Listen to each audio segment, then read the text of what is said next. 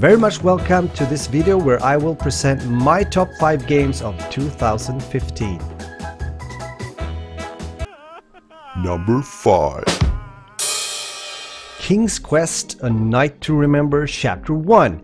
This is a great game. I've had a lot of fun playing it. It's hand colored, so the graphics is really astonishing, and so is the casting when it comes to voice acting. It's really good. I see some good names there, and when you get back into places and you talk to the same people again, there's variation, so the dialogue never, gets boring. It's the opposite around. It's a lot of good humor in here. I've had some great laughs playing this, and you're actually playing as the young Graham, and you're trying to make your way to the throne. But in order to do so, you have to complete a lot of tasks, missions, and being within this tournament, struggling against other people. Now, I think it's beautiful made. Again, I said there's a lot of nice humor in here, and he's actually telling this story to his niece. And if you want to try this game, I would definitely recommend it. Again, Chapter 2 is out.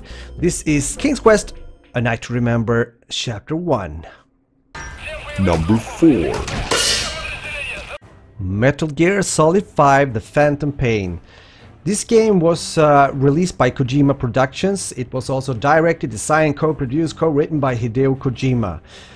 Published by Konami, and also released for the next-gen console, PC, and also I think Xbox 360. Now this is a stealthy game, and you can have a lot of fun with the beautiful campaign. There's also a multiplayer, even though I think most of the people go and buy this game for this single player. The Phantom Pain got a lot of good critics upon release. They were talking about and praising the featuring of a variety of mechanics and interconnected systems, allowing a kind of high degree of player freedom in approaching objectives. The story did get some critics from some reviewers for its lack of focus, but others talked about its emotional power and exploration of mature themes. Anyhow, this is Metal Gear Solid 5: The Phantom Pain.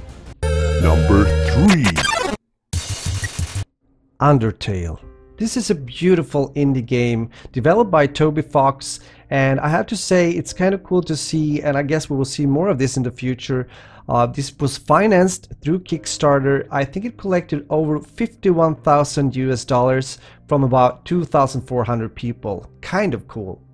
You start the game by giving a name to the child that you're playing with, but the child does fall down into the underworld, but being found there by a talking flower that has the name Flowey. Now Flowey is quite, nice, especially in the beginning towards the child, but eventually tries to kill the child before Toriel, which is like a goat-looking creature, shows up and stops Flowey. Now this Toriel character learns the kid, or the player, which is you, how the game actually works and take care of the kid, the child, as it was her own.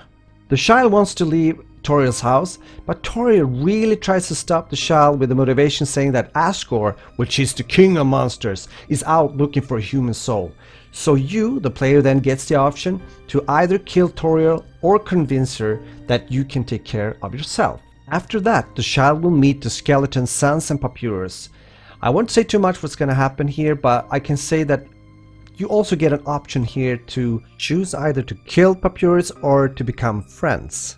Throughout the game you will get these kind of situations, meeting, monsters and bosses, so you have to make the choice, either spare or kill, which will eventually kind of also affect the outcome a bit of the game. Undertale has got a lot of positive reviews, and a lot of people talk about the battle system, which is kind of different from some other games in a similar genre, you might say. Some people though thought that it was too easy and some of the puzzles were not too interesting to do.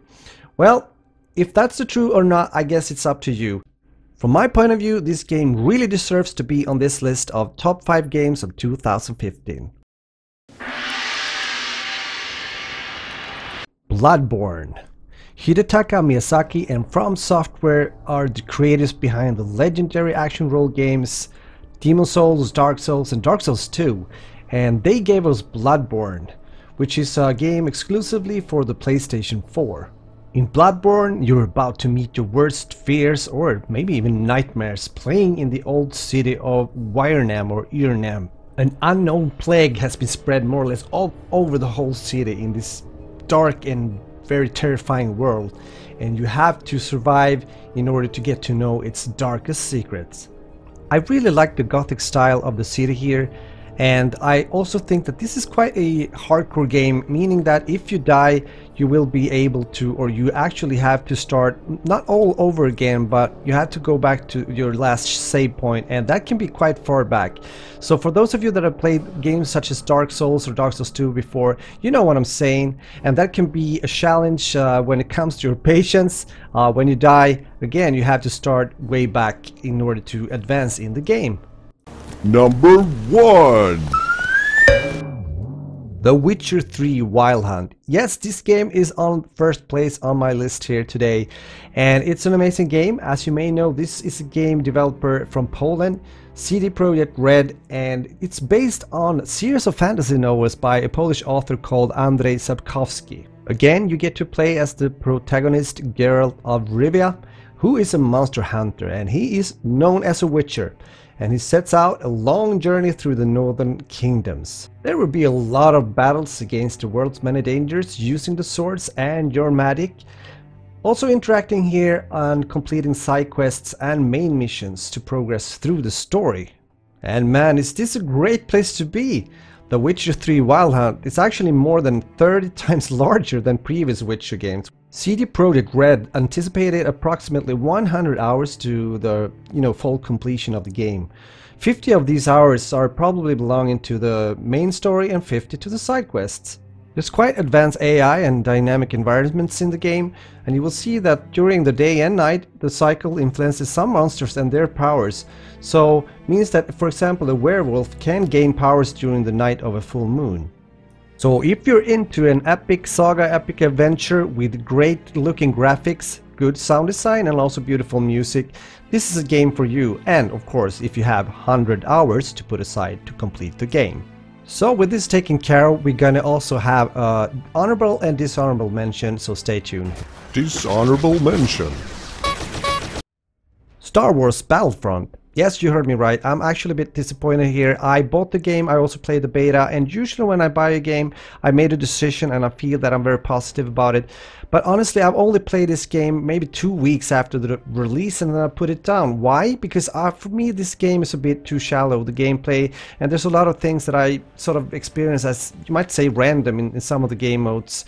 And I think the game has potential and I think it could have been much better. I mean, look at it, it looks good and it actually has a great audio as well when it comes to the sound effects of the TIE fighters and the X-Wing fighters and the guns and everything, but it doesn't really make it for me. And maybe it's my problem because I played the former Star Wars Battlefront games like 1 and 2, and I really liked them, and therefore it was kind of hard for me to adjust into this game. So think of this as a reboot of the game, Star Wars Battlefront game, and it might work better for you. Now, if you're a Star Wars fan, you will get everything you want. You will get the environments, the characters and everything. The guns, the sounds will be familiar to you, where the Star Wars universe is there. So maybe that's enough to have a feeling and to really enjoy the game. But as a shooter, it's quite mediocre, I think, and not enough for me to keep up the interest. So with that said, let's leave Star Wars Battlefront behind us and get into a game that I want to give an honorable mention because I really like this, coming out in 2015. Let's check it out. Honorable mention. Killing Floor 2 by Tripwire. Yes, this is definitely an honorable mention. This is a really good shooter. I really enjoyed to handle the guns in this game. It looks good, it sounds good, and the slow-mo effects in this game is absolutely amazing. And it's a blast to play together with friends, trying to survive the hordes and eventually also the boss towards the end. It can be really hard, but also very fun. Guys, I want to say thanks a lot for watching. I hope you enjoyed this video. It took a lot of job to do it. I appreciate if you give me some feedback and thumbs up. That means a lot for me. Thanks for watching. Bye bye. This is 40 Splish Splash. Thanks a lot for watching. Don't forget to give a like, share the video, and maybe also tell me what you thought about it in the comment section. You can also click the annotations if you want to see more from me, and if you're new to my channel, don't forget to subscribe and you will get more content coming your way. Have a great day. Bye bye.